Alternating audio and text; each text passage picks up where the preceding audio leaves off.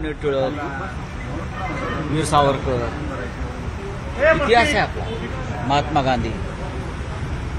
जो इतिहास आजचं सरकार नष्ट करून पाहतं. या सरकारला किंवा सरकारच्या समर्थकांना असं वाटतंय की हा देश 2014 नंतर निर्माण झाला.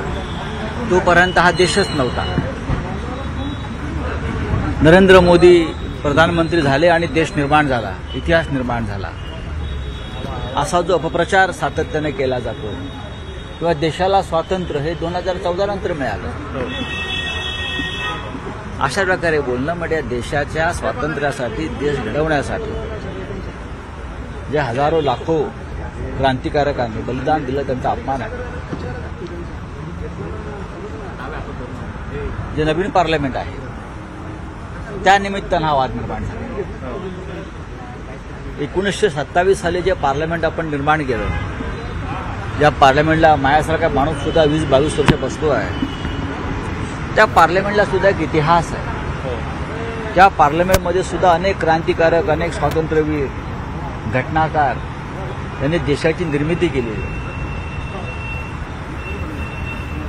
मी असं म्हटलंय, गोपाळकृष्ण गोखले यांनी असं लिहिलं आहे,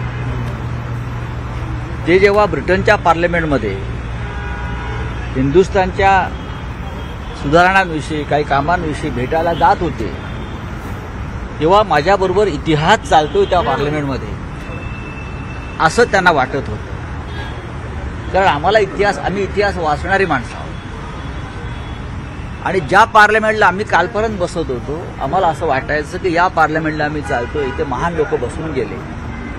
डॉक्टर आंबेडकरांपासून पंडित नेहरूपर्यंत, इंदिरा गांधीपर्यंत सगळेच महान लोक. आम्हालाही वाटायचं की आम्ही सुद्धा त्या इतिहासाचे साक्षीदार आहोत, इतिहास चालतो आमच्याकडे. पण माझ्यासारख्या माणसाच्या मनात शंका आहे, नवीन इमारतीमध्ये आम्हाला ही भावना निर्माण होईल का? त्यात चुकीचं काय आहे? नाही. आमचा आत्मा त्या पार्लमेंटमध्ये अडकलेला आहे. ज्या पार्लमेंटमध्ये पंडित नेहरूंपासून गोविंद वल्लभ पंत असतील, कॉम्रेड हिरण मुखर्जी असतील, इंदिरा गांधी असतील, अटल बिहारी वाजपेयी असतील, अडवाणी साहेब असतील, श्यामाप्रसाद मुखर्जी असतील, हा इतिहास त्या पार्लमेंटमध्ये होता. घटनाकार, घटनापीठ सर्व काही तिथे होतं. तिथे घडलं, त्या देश घडला त्या पार्लमेंटमध्ये. आणि ती पार्लमेंट सोडून आम्ही आता दुसऱ्या पार्लमेंटला चाललो. ती फक्त इमारत आहे, तिथे इतिहास नाही. मोदींची तुलना स्टॅलिनशी केलेली मोदी यांची तुलना स्टॅलिनशी केलेली आहे. शहा आणि राजावाईचं त्यांचं अशा पद्धतीचं. बघा, माझी कोणाशी तुलना नाही. मी इतिहास सांगितला. मी कोणाचे नाव घेतलंय का? अजिबात नाही. पण या जगाला एक इतिहास आहे ना. या जगाचा इतिहास काही 2014 नंतर निर्माण झालेला नाहीये. तो एक चिरंतन इतिहास आहे. त्या इतिहासामध्ये लेनिन असेल, स्टॅलिन असेल, मार्क्स असेल, माओ असेल, चॉवेन लाई असेल, त्या सगळे त्या इतिहासाचे साक्षीदार आहेत. प्रत्येकाला इतिहास आहे. हिटलर आहे, मुसोलिनी आहे, का नसावा? प्रत्येकाला इतिहास आहे. पण राजेशाहीकडे जातो असं आपल्याला वाटतं. मला असं वाटतं, देशाला वाटतंय, ज्या पद्धतीची राजवट आपण अनुभवत आहोत, ज्या पद्धतीचं धर्मकांड आम्ही पाहतो आहोत, कायदे आणि लोकशाहीच्या मुखवट्याखाली, त्याच्यामुळे असं वाटणं स्वाभाविक आहे. लोकांना बोलू दिलं जात नाही, लोकांना लिहू दिलं जात नाही, लोकांवर दबाव आहे. कायद्याचा गैरवापर करून सरकार पाडली जात आहेत, आणली जात आहेत, माणसं विकत घेतली जात आहेत. त्याला काय म्हणाल तुम्ही? एक तर हुकुमशाही म्हटलं पाहिजे किंवा राजेशाही म्हटलं पाहिजे. साहेब, भाजपनं मागच्या 2.5 वर्षात कसे कामं झाले नाही ना, आता किती वेगानं होत आहेत, असा एक फॉर्मॅट ठरवलेला आहे आगामी महापालिका निवडणुकांसाठी. फडणवीस यांनी काल कार्यकर्त्यांना सूचना दिली की आपल्या काळात कसे वेगानं कामं झाले ते लोकांपर्यंत पोहोचवा. हो, वेगानं काम झालं ना. 50-50 खोके देऊन सरकार पाडलं महाराष्ट्राचं. हे वेगानंच काम झालं. इतक्या वेगानं कधीच कुठलं काम झालं नव्हतं या महाराष्ट्रामध्ये. फार वेग आहे अशा कामांना. सर्वोच्च न्यायालयानं सरकार डिसमिस करून सुद्धा सरकार जागचं हलायला तयार नाही. हा सुद्धा एक वेगच म्हणायला पाहिजे. तर वेगाच्या गोष्टी आम्हाला सांगू नका. वेग काय, निवडणुका घ्या आणि मग कामं दाखवा. आधी निवडणुका घ्यायची हिंमत दाखवा. बोला. निवडणुकांचा अजून पत्ता नाहीये. नाना पटोले यांच्या समर्थनार्थ होर्डिंग्स लागले आहेत नागपुरात. हवी मुख्यमंत्री म्हणून उल्लेख झाला. याआधी अजितदादांचं नाव होतं. हे पहा, अजितदादा असतील, नानासाहेब पटोले असतील, हे सगळे या राज्यातले प्रमुख नेते आहेत. हा प्रश्न कोणी कोणाचं समर्थन करण्याचा नसतो. हे नेते सांगत नाहीत की माझी असे होर्डिंग लावा म्हणून. हा त्यांच्या समर्थकांचा अतिउत्साह असतो. आम्ही सांगत नाही. आता आदित्य साहेबांचे आमच्या लागले, आदित्य ठाकरेंचे, तर आदित्य ठाकरे यांनी सांगितलं का होर्डिंग लावा. अजितदादा पवार सांगतात का होर्डिंग लावा. तुम्ही सुद्धा ह्या प्रश्नांना जास्त महत्त्व देऊ नका. काल सुद्धा तुम्ही अजितदादा पवारांविषयी मला प्रश्न विचारला, तो अर्धवट माहितीच्या आधारावर विचारला की अजितदादांनी तुमच्याविषयी असं बोलले. अजितदादा असं बोललेले नाहीत, पण माझा आणि अजितदादाचा स्वभाव थोडा हॉट असल्यामुळे आम्ही पटकन रिॲक्ट होतो. अजितदादा काल असं बोललेले आहेत की महाराष्ट्रामध्ये संयमानं वागलं पाहिजे, संयमानं बोललं पाहिजे. बरोबर आहे, मी सहमत आहे. आणि ते असंही बोलले कुठे, मी आत्ता वाचलं की संजय राऊत यांनी त्या संदर्भातला खुलासा केला आहे. थुंकण्यासंदर्भात त्यांची जीभ दाताखाली आली आणि ते थुंकले. नंतर स्पष्टीकरण त्यांनी स्पष्टीकरण केलंय ना, हे स्पष्ट केलंय त्यांनी. पण तुम्ही मला एक वेगळा प्रश्न विचारला, त्याच्यामुळे माझ्याकडून काही कडक शब्दात भाषा केलं, त्याच्याबद्दल मला खेद वाटतो. मी असं नाही बोलायला पाहिजे होतं. अजितदादा आज म्हणतात की राऊतसाहेब मोठे नेते आहेत. बघा, आम्ही सगळे सहकारी आहोत. अजितदादा आणि पूर्ण पवार परिवाराशी माझे स्नेहाचे संबंध आहेत. अजितदादा हे खरोखर आमच्या सगळ्यांचे महाविकास आघाडीतले प्रमुख नेते आहेत. अत्यंत कर्तबगार नेते आहेत. त्याच्यामुळे यापुढे मी असं ठरवलेलं आहे की जोपर्यंत संपूर्ण मी गोष्ट ऐकत नाही तोपर्यंत बोलणार नाही त्या गोष्टी. आज शिवसेना भवनसमोर तुमच्या विरोधात आंदोलन का बरं? मराठा युवा संघाने. कारण थुंकण्याचं प्रकरण कोणावर थुंकलो का आहे का हे बघा. कोण कोणाला सांगत असेल आंदोलन करा, त्यांचा प्रश्न आहे. मगाशी मी राजेशाही विरुद्ध बोललो ना. आम्ही लोकशाहीवादी आहोत. आमच्या विरुद्ध आंदोलन करण्याचा पूर्ण अधिकार आहे. पण आंदोलन करण्याआधी ज्या संस्था संघटना काम करतायत त्यांचं गद्दार आणि बेईमान या प्रवृत्तीविषयी काय म्हणणं आहे हे त्यांनी आम्हाला स्पष्ट करून सांगावं. गद्दार आणि बेईमानविषयी छत्रपती शिवाजी महाराज, वीर सावरकर, अनेक क्रांतिकारक स्वातंत्र्य लढ्यामध्ये बेईमान आणि गद्दारांना क्रांतिकारकांनी गोळ्या घातलेल्या आहेत. काही लोक थुंकले असतील आता, पण त्या काळामध्ये बेईमान आणि गद्दारांना क्रांतिकारकांनी गोळ्या घातल्या. तो काळ मी आताचा काळ म्हणत नाही, परत तुम्ही म्हणा. काल मी वीर सावरकरांचं उदाहरण दिलं की न्यायालयात थुकले ते एका गद्दाराला पाहून. आता हे सरकार सावरकरांवरशी फार भक्ती दाखवते आहे. मग आम्ही जर सावरकरांना फॉलो केलं तर त्यांना अडचण का वाटते. अर्थात मी कालही म्हणाले, माझी जीभ दाताखाली आली. आणि जेव्हा जेव्हा एखाद्या गद्दाराचं नाव माझ्या कानात जातं, समोर दिसतो, माझी जीभ काय कळत नाही. अलीकडे थोडं काहीतरी गडबड झाली. म्हणताय की इतिहासामध्ये गोळ्या घातलेल्या गद्दारांना सुचवायचं काय नेमकं? मला काही सुचवायचं नाही. मी तुम्हाला सांगतो, या महाराष्ट्राच्या मातीत बेईमान आणि गद्दार त्याला स्थान नाही. मला काही सुचवायचं नाही. मी तुम्हाला सांगतो आहे की जे आंदोलन करतायत त्यांनी गद्दारी आणि बेईमानी या संदर्भात इतिहासामध्ये काय काय झालं, कडेलोट केले छत्रपती शिवाजी महाराजांनी केले ना. आता काल शिवराज्याभिषेक सोहळा केला रायगडावर, इतिहास वाचला पाहिजे. बेईमानाला असं वाटलंय, गद्दारांना असं वाटतंय की लोक आमच्या विरुद्ध उठलेले आहेत, खवळलेले आहेत.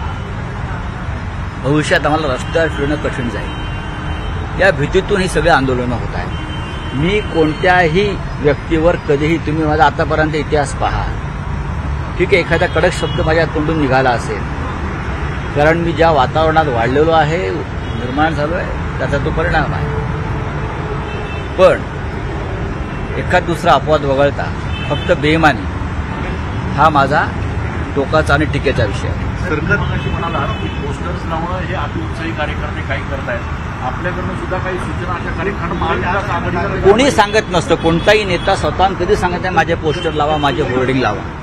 कार्यकर्ते परस्पर करतात आणि मग त्याचे परिणाम नेत्यांना भोगावे लागतात. सर, जाहिराती सध्या सरकारकडनं खूप मोठ्या प्रमाणात चालल्या आहेत. सरकारी योजना सांगणाऱ्या जाहिराती आहेत. ते त्यांना जाहिरातीद्वारे सांगावं लागतं, कारण प्रत्यक्ष ते रस्त्यावर किंवा समाजात दिसत नाही. शेकडो कोटी रुपये फक्त जाहिरातीवर सुरू आहे. शेकडो कोटी. तिजोरीच खडखडाट आहे. शेतकऱ्यांना अनुदान मिळत नाहीये, शेतकऱ्यांना मदत मिळत नाहीये, बेरोजगारी वाढली आहे, महागाई वाढली आहे, सरकार काही करत नाहीये, पण फक्त जाहिरातीवर खर्च होतो आहे. त्या जाहिरातींवरती आतापर्यंत किती खर्च केला याचे आकडे लवकरच आम्हाला मिळतील. मागे एकदा अजितदादांनी तो विषय काढला होता. चला, धन्यवाद. थँक्यू. आणि नेहमीप्रमाणे संजय राऊतांनी वेगवेगळ्या मुद्द्यांना घेऊन भाष्य केलेलं आहे. यावेळी माध्यमांच्या वतीने त्यांना वेगवेगळे प्रश्न उच्चारण्यात आले, त्याची उत्तरं त्यांनी देऊ केलेली आहेत. आणि यानंतर थेट एक नजर टाकूयात आपण हेडलाईन्सवर. हेडलाइंस प्रायोजक राजयोग पेंट्स, खुशियां आपकी, रंग हमारे.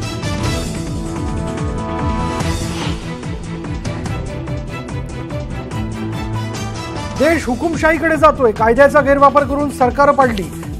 संजय राऊतांनी पुन्हा सत्ताधाऱ्यांवर डागली तोफ.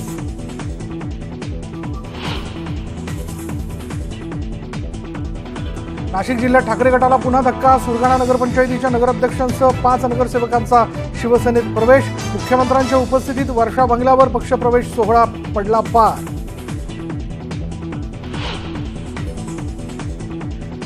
मुख्यमंत्री एकनाथ शिंदेंचा दिल्ली दौरा. रात्री पुण्याहून दिल्लीला होणार रवाना. केंद्रीय गृहमंत्री अमित शहांची भेट घेण्याची शक्यता.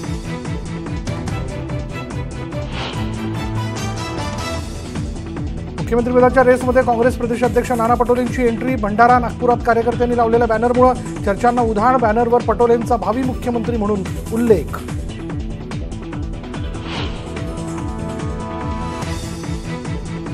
मुख्यमंत्री सहज होता येत नाही. मुख्यमंत्रीपदासाठी 145 ची मॅजिक फिगर लागते. राष्ट्रवादी काँग्रेसचे नेते अजित पवारांचा नाना पटोलेंना टोला.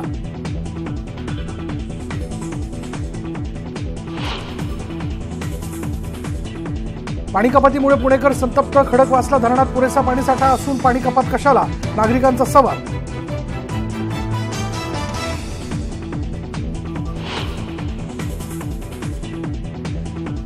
मुंबईत डेंग्यूच्या आजाराने डोकं काढलं वर. आतापर्यंत 335 रुग्णांची नोंद, तर गेल्या वर्षीच्या तुलनेत यंदा डेंग्यूच्या रुग्णांमध्ये 50% वाढ.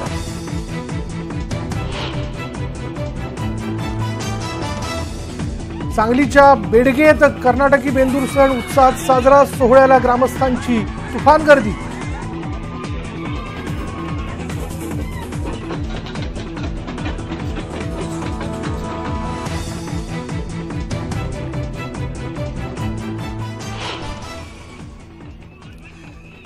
नमस्कार, मी विशाल परदेशी. महाराष्ट्र अनलिमिटेडमध्ये आपलं सगळ्यांचं स्वागत. सुरुवात करूया आजच्या क्षणाच्या महत्त्वाच्या बातमीने. अजितदादांच्या वक्तव्यावर संजय राऊतांनी घुमजाव केलाय. जहरी टीकेनंतर राऊतांनी खेद व्यक्त केला. धरणांबाबतचं वक्तव्य करायला नको होतं, ते वक्तव्य मागे घेतो. माझ्या वक्तव्याचा विपर्यास केला गेला आणि जीभ दाताखाली आल्यानं थुंकलो, असं संजय राऊतांनी म्हटलं.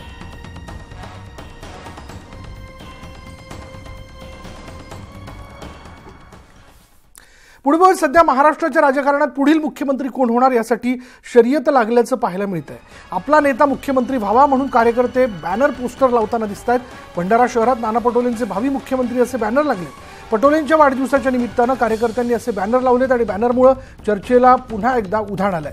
तर नागपूरमध्ये देखील नाना पटोलेंच्या समर्थकांनी बॅनरबाजी केली आहे. बॅनरवर भावी मुख्यमंत्री, शेतकरी पुत्र, कामकरी लोकांचे कैवारी असा उल्लेख करण्यात आला.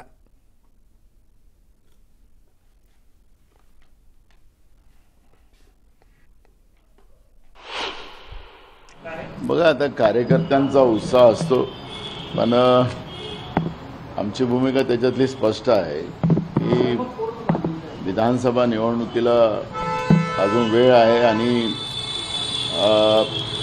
या पद्धतीचं भावी मुख्यमंत्री वगैरे होल्डिंग लावण्याची कुठली गरज नाही आणि कुणी लावू नये अशी मी माझ्या सगळ्या कार्यकर्त्यांना आपल्या माध्यमातून सांगतो आहे. राजकीय क्षेत्रामध्ये काम करत असताना त्या नेत्याच्या मागं मनापासून साथ देणाऱ्या कार्यकर्त्यांना उत्साह असतो, त्यांचा उत्साह ओसंडून वाहत असतो आणि त्यावेळेस मग ते अशा प्रकारे करतात, अशा अनेक नेत्यांच्या कार्यकर्त्यांना वाटत असतं आणि त्याच्यामुळे तशा प्रकारे पोस्टर लावली जातात. राज्याचे विरोधी पक्षनेते अजित पवार हे सध्या नागपूर दौऱ्यावरती आहेत. या ठिकाणी ते कार्यकर्त्यांशी आणि पदाधिकाऱ्यांशी चर्चा करतात आणि यावेळी त्यांनी संजय राऊतांच्या वक्तव्याबाबत वाईट वाटत नसल्याचं सांगितलं.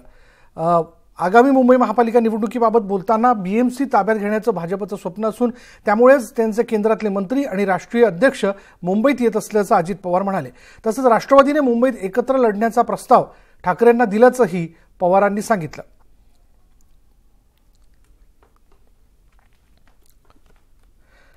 अजित पवारांनी येणाऱ्या महापालिका निवडणुकांच्या विषयाला घेऊन वक्तव्य केलेलं. त्यांनी असं म्हटलंय की भाजपचं स्वप्न आहे की मुंबई महापालिका ताब्यात घ्यायची. त्या अनुषंगाने महाविकास आघाडीने एकत्रितपणे निवडणूक लढणं गरजेचं आहे आणि त्याबद्दलचा प्रस्ताव जो आहे तो उद्धव ठाकरेंना दिल्याचं त्यांनी म्हटलेलं आहे. अजित पवारांनी त्याबद्दल स्पष्ट केलेलं आहे. त्यामुळे हे बघायचं की येणाऱ्या कालावधीमध्ये ठाकरे गटाकडनं या संदर्भातला कशा प्रकारे प्रतिसाद दिला जातोय.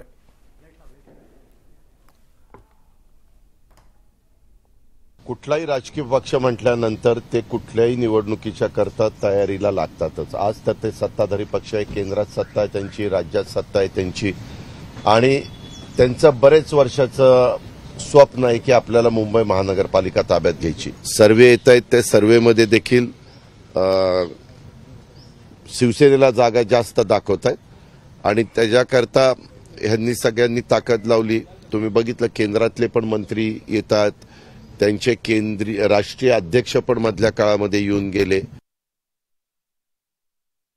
राष्ट्रवादी काँग्रेस पक्ष मुंबई शहरामध्ये तसा खूप काही ताकदवान नाहीये. आमचे कमी आमदार तिथं निवडून येतात, कमी नगरसेवक निवडून येतात. आम्ही उद्धव ठाकरे साहेबांना विनंती केलेली की आपण एकत्रपणे तिथं निवडणुकीला सामोरं जाऊ आणि महानगरपालिकेच्या निवडणुका लढू. उद्धव ठाकरे साहेबांनी सांगितलं की आपण विचार करू.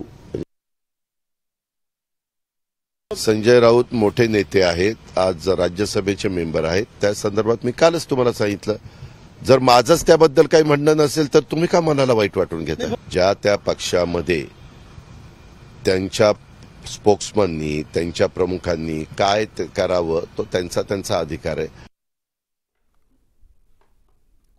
पुढे बघत पाणीपुरवठा मंत्री आणि शिवसेना नेते गुलाबराव पाटील यांनी आगामी निवडणुकांच्या पार्श्वभूमीवर विरोधकांना थेट आव्हानच दिलंय. येणाऱ्या विधानसभा निवडणुकीत जळगाव ग्रामीण मतदारसंघात मीच जिंकून येणार असा दावा गुलाबरावांनी केला. मला पराभूत करण्यासाठी अनेकांनी चंग बांधलाय, पण जळगाव ग्रामीण मतदारसंघात भगवा फडकवल्याशिवाय मी स्वस्थ बसणार नाही असंही गुलाबराव पाटील म्हणाले. सगळ्यांनी चंग बांधलाय की 39 आमदारांचं काही हो, पण गुलाबराव पाटलाला या मतदारसंघात पाडायचं आहे. आणि मला खात्री आहे की महाराष्ट्राचं काही हो, पण जळगाव ग्रामीणमध्ये पुन्हा भगवा फडकल्याशिवाय राहणार नाही.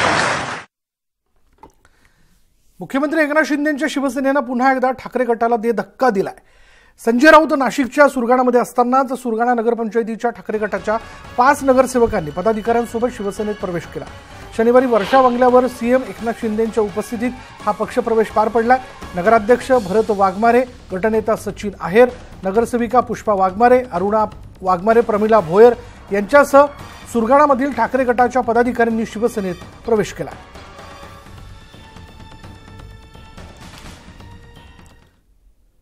मराठा समाजाच्या वतीने खासदार संजय राऊत यांच्या विरोधात आंदोलन करण्यात आलंय. संजय राऊत यांना दाखवणे म्हणजे मीडियावर दाखवणे थांबवावे अशी मागणी या लोकांची आहे. दादर इथल्या शिवसेना भवनसमोर हे आंदोलन केलं जात आहे. उद्धव ठाकरे यांनी संजय राऊतांचं तोंड बंद करावं अशी मागणी करण्यात येते. छत्रपती शिवाजी महाराज की जय, जय भवानी, छत्रपती शिवाजी महाराज की जय. खासदार संजय राऊत यांच्या विरोधामध्ये मराठा समाजातील काही आंदोलकांनी आज शिवसेना भवनासमोर आंदोलन केलेलं आहे. संजय राऊत यांनी ज्या पद्धतीनं प्रसारमाध्यमांचा अपमान केलेला आहे त्याच्या विरोधात हे आंदोलन. अंकुश कदम आपल्याला त्यांच्याकडे जाणूया. संजय राऊत खासदार यांच्या विरोधात तुम्ही आंदोलन करताय आहे आणि काय आव्हान तुम्ही त्यांना? ज्या पद्धतीने महाराष्ट्राच्या गौरवशाली इतिहासामध्ये या महापुरुषांनी रक्त सांडलेलं आहे. छत्रपती शिवाजी महाराजांपासून आंबेडकरांपासून शाहू फुले सर्वांनीच या महाराष्ट्राचा गौरवशाली इतिहास जगामध्ये पोहोचवलेला आहे, देशामध्ये पोहोचवलेला आहे. या देशाला दिशा देण्याचं काम महाराष्ट्र करत असतो आणि आज पाहिलं असेल तर महाराष्ट्राकडे चुकीच्या नजरेनं बघितलं जातं. सरुण पेडणेकरचा प्रणाली कापसे, न्यूज 18 लोकमत, मुंबई. छत्रपती संभाजीनगर जिल्ह्यातील कन्नड इथल्या दंगलीमध्ये एका महिलेला पोलिसांनी मारहाण केल्याचा आरोप एमआयएमचे खासदार जलील यांनी केला आणि या पोलिसावर 2 दिवसात कारवाई न केल्यास आंदोलन करू असा इशारा त्यांनी दिला.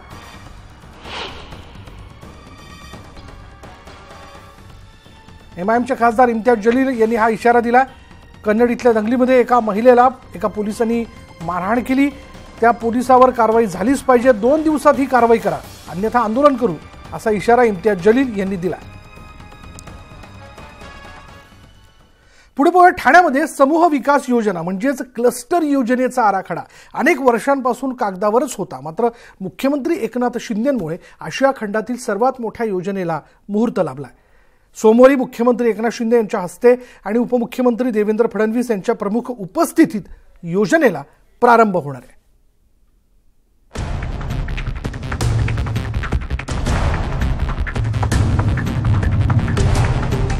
ठाण्याचे आमदार एकनाथ शिंदे मुख्यमंत्री झाल्यापासून त्यांनी ठाण्यात विकास कामांचा धडाकाच लावलाय. अनेक वर्ष कागदावर असलेल्या क्लस्टर योजनेला अखेर मंजुरी मिळाली आहे. ठाणे शहरात मोडकळीस आलेल्या धोकादायक, अनधिकृत आणि अधिकृत इमारती आहेत. त्यांचा सुनियोजित आणि नागरी पायाभूत सुविधांसह पुनर्विकास व्हावा यासाठी एकूण 45 नागरी पुनरुत्थान आराखडे तयार करण्यात आले आहेत. त्यांचं एकूण क्षेत्रफळ 1500 हेक्टर इतकं आहे. या 45 आराखड्यांपैकी अत्यंत दाटीवाटीचं क्षेत्र असलेल्या किसननगर नागरी पुनरुत्थान आराखडा क्रमांक 12 मधील योजना क्रमांक 1 आणि 2च्या कामाचा प्रत्यक्ष प्रारंभ होणार आहे.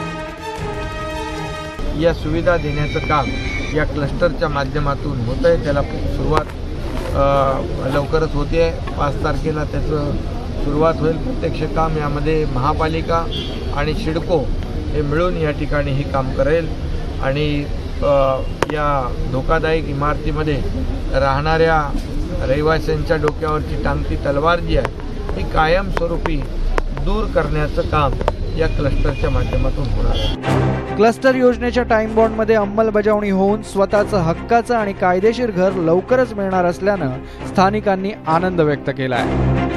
पडते पण 2-3 बिल्डिंग पण आपल्या इथं अपघात झालेला आहे बिल्डिंगच्या, त्याच्यामध्ये भरपूर म्हणजे लोकांची गैरसोय पण झाली आहे. पण या क्लस्टरमुळे लोकांचं आपलं जे आहे भलंही होईल आणि आपले जे सामान्य जे आपले जे रहिवासी यांचंही सर्वांचं भलं होणार आहे. ह्या आमच्या इथल्या किसननगर 2 मध्ये खूपच बिल्डिंगी जुन्या झाल्यात, प्लॅस्टर वगैरे पडून जातात. तसेच खूप लोक जखमी पण झालेत. त्याच्यासाठी हे दुरुस्त लवकरात लवकर व्हावा. आमच्या पोरांना पण धोकेदायक आहे. कधी चांगलं होईल तरच आमचे पोरं पण खेळतील. अनधिकृत आणि अधिकृत धोकादायक इमारतींचा सामूहिक पुनर्विकास करण्याच्या दृष्टीनं मुख्यमंत्री एकनाथ शिंदेंच्या संकल्पनेतून नियमावली तयार करण्यात आली आहे. विशेष म्हणजे नागरी पुनरुत्थान 1 आणि 2ची अंमलबजावणी सिडकोकडून केली जाणार आहे. तर समूह विकास योजनेचं कामकाज सांभाळण्यासाठी कशिश पार्क इथे क्लस्टर पुनर्विकासाचं कार्यालय सुरू करण्यात आलं आहे. अजित मांढरे, न्यूज 18 लोकमत, ठाणे. यानंतर बातमी बारामतीमधनं. बारामतीमध्ये एका कारखान्याला भीषण आग लागली. या आगीमध्ये 1 जण जखमी झाला. शर्थीच्या प्रयत्नानंतर आगीवर नियंत्रण मिळवण्यात आलेलं आहे. जवळपास 90 लाखांचं नुकसान झाल्याचा अंदाज जो तो व्यक्त करण्यात येतोय. बारामतीतली दृश्य आपण बघतोय. एका कारखान्याला भीषण आग लागली, यामुळे परिसरात खळबळ उडाली. या आगीवर नियंत्रण मिळवताना 1 जण जखमी झालाय. तर शर्थीच्या प्रयत्नानंतर आगीवर नियंत्रण मिळवण्यात यश आलंय आणि यात जवळपास 90 लाख रुपयांचं नुकसान झाल्याचं सांगितलं जातंय.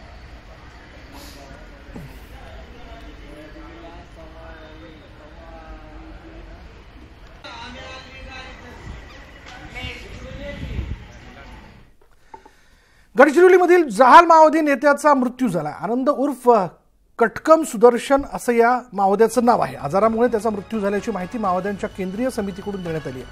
सुदर्शनवर राज्यात 50 लाख तर एकूण 5 राज्यात 2.5 कोटींचं बक्षीस ठेवण्यात आलं होतं. 1980च्या दशकात माओवादी चळवळीत दाखल झालेल्या सुदर्शनने दंडकारण्यातल्या 5 राज्यांमध्ये माओवादी संघटना मजबूत करण्यात महत्त्वाची भूमिका बजावली. उच्च शिक्षित असलेल्या कटकम सुदर्शनकडे गेल्या 2 वर्षांपासून केंद्रीय समितीच्या प्रवक्तेपदाची जबाबदारी होती.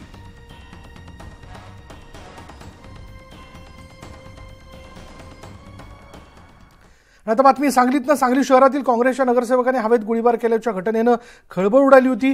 गांजा ओढणाऱ्या तरुणांना हटकल्यानं तसंच पोलिसात तक्रार दिल्याच्या रागातून गर्दुल्ल्यांच्या टोळक्याने नगरसेवक मयूर पाटील यांच्या हॉटेलवर आणि गाडीवर दगडफेक केली. यावेळी पाटील यांच्यावर हल्ला करण्यासाठी आलेल्या जमावाला पांगवण्यासाठी तसंच स्वसंरक्षणासाठी मयूर पाटील यांनी हवेत 2 राऊंड गोळीबार केल्याची माहिती आहे. दरम्यान घटनेची माहिती मिळताच पोलीस उपअधीक्षकांसह पोलीस फौजफाटा घटनास्थळी दाखल झाला होता.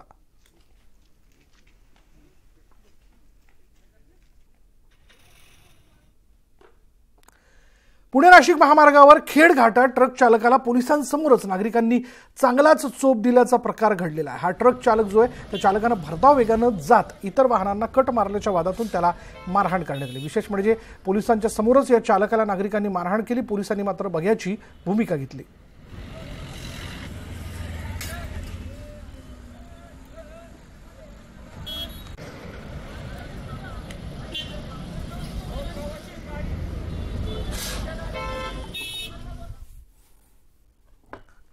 चंद्रपूरमधून बातमी आहे. चंद्रपुरात ताडोबा अंधारी व्याघ्र प्रकल्पात एका दलालाने माजी राज्यमंत्री गुलाबराव गावंडे यांच्या मुलाची फसवणूक केली. ताडोबातील कोर सफारीसाठी त्यांच्याकडून 40,000 रुपये दलालाने घेतले. मात्र ताडोबाच्या कोर भागात सफारी घडवण्याऐवजी बफर क्षेत्रात सफारी घडवण्यात आली. या प्रकरणी वन अधिकाऱ्यांकडे तक्रार दाखल करण्यात आली असून अधिक चौकशी सुरू आहे. उमरेड इथे वास्तव्याला असलेला एजंट अमृत नाईक याच्या विरोधात फौजदारी गुन्हा दाखल करावा अशी मागणी जी ती करण्यात आली आहे.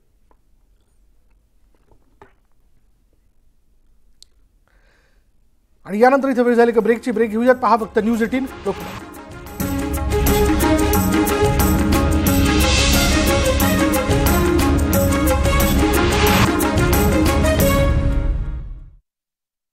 केशर टी सप्लाई कंपनी